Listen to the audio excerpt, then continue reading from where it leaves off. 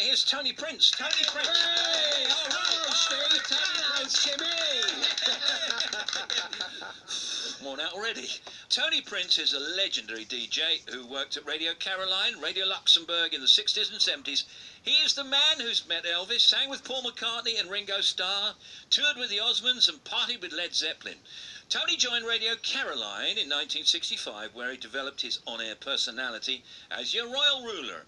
He then joined Radio Luxembourg in 1968, a radio station that changed the face of broadcasting and brought popular music to the British and European youth of the 60s. One such youth was called Jan Šestak, is that right? Correct. Who lived in Czechoslovakia, and together Jan and Tony, or Jan and Tony, have published a double autobiography. This is a real interesting concept which we'll talk about in just a second. It's called The Royal Ruler and the Railway DJ, and it's a really interesting. And talking of informative, tell us how Radio Luxembourg was formed and how you ended up working on the English service and ended up running it. You know, every country's got frequencies allotted to it for broadcasting, and some bright spark realised that Luxembourg's a little independent country could get a very commercial thing going, so they started these different French, German and the English service, which was originally on long wave, eventually came onto the medium wave. But the thing is, it became very successful because it was against the BBC's format, which was pretty conservative. You know, they didn't play many records because the Musicians Union had put their finger on the beeb, and they were really stuck with that needle time restrictions, whereas Radio Luxembourg wasn't. And their heyday really was, well, they had two heyday, didn't they, really? I would say probably 60s and again 70s. Well, the reason for that is because in the 60s, that's all there was at night. No, everybody was pot-parched. Can we say that? Yeah, can say that if you want. So they'd all go to Radio Luxembourg at 7:30 at night, and most kids listened under their pillow. You talk to anybody of a certain age, I used to listen under the pillow with a little earpiece, you know. But there was something exciting about it. It had its own personality. I listened to you, Tony, under the bed covers. So did I. Mid to late 70s. And Radio 1 was very well established by that stage. I should say that it's not all about Radio Luxembourg, but it kind of majors on that, because it's also in part your autobiography, and of course you started on the Pirates, didn't you? I did. Before that, I was a singer in a band. I got thrown out of the Musicians Union, inheriting the same problem that the BBC had. They didn't want us playing records in ballrooms, and when the band had a break, I was the DJ. So they threw me out the union. I'm the only guy that ever happened to. Okay. And there's also something in here about you and horses and Willie Carson, I believe. Well, that was my first job at the age of 15. I became an apprentice jockey, and my roommate was Willie Carson. Oh, how cool is that? And of course later you invented this DMC thing. Yeah, that's not in the book. We end the story at the end of my Radio Luxembourg time. Could I be was another book there. 16 years with Radio Luxembourg. Then I got this idea to start a club for DJs where we could remix records for them, segue them into what we called mega mixes. Yeah. We started the whole thing, and you talk to any DJ who made, like Paul Oakenfold, Sasha Digweed, all those big club DJs, where did it begin? And they'll all tell you it began at DMC. You were a pioneer, absolutely a pioneer. Now, this is a book which is about your time on Radio Luxembourg, so it's part autobiography, and then there's this other guy that is your co-writer, and he is called Jan Šestak.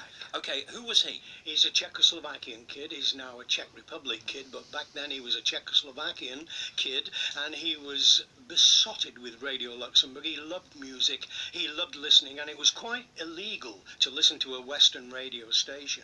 I went over to do a tour of Czechoslovakia on the strength of my Radio Luxembourg show. How cool is that? Well, it was like a few months after the Russian invasion, you know, when kids were setting themselves on fire and so on and so forth. So it was quite exciting. I took Christine, my wife, with me, and we drove over there, and I met Jan. His mum and dad both survived the concentration camps.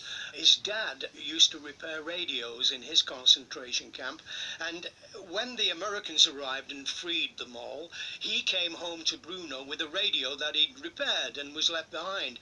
And that was the radio that his young son Jan found Radio Luxembourg. No doubt. And you know how you used to listen under the pillow? We all did. Well, he couldn't do that. He would have loved it, but they had no transistor radios, no earpieces. He had to listen to Radio Luxembourg with his ear to the cone of the wireless. It was a mains receiver, and he had to keep it low because the neighbours couldn't know he was listening to this stuff.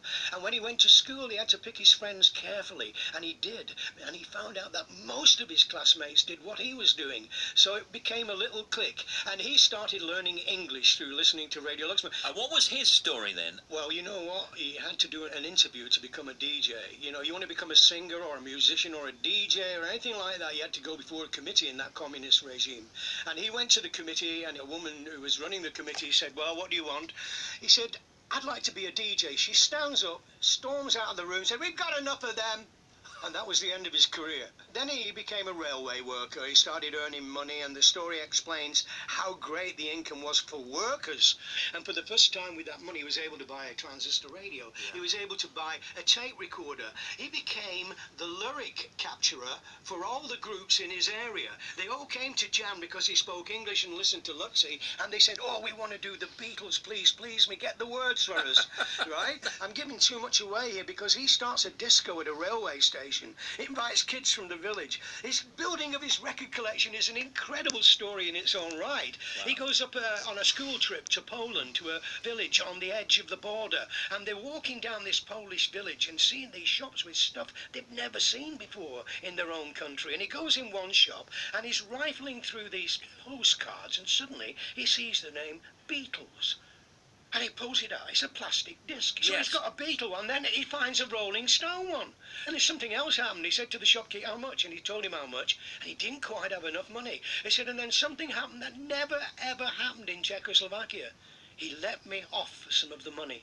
Wow. And he walks out and he's the king of the class. Yeah. He's got these Beatle records and they all want to come to his house and listen because they've only ever heard them with static on the record, and his record collection starts.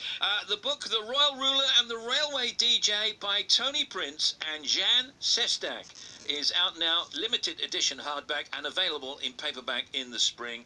All right, thank you, Tony. We'll see you next time. Tony Prince. God bless you. Thank you, guys.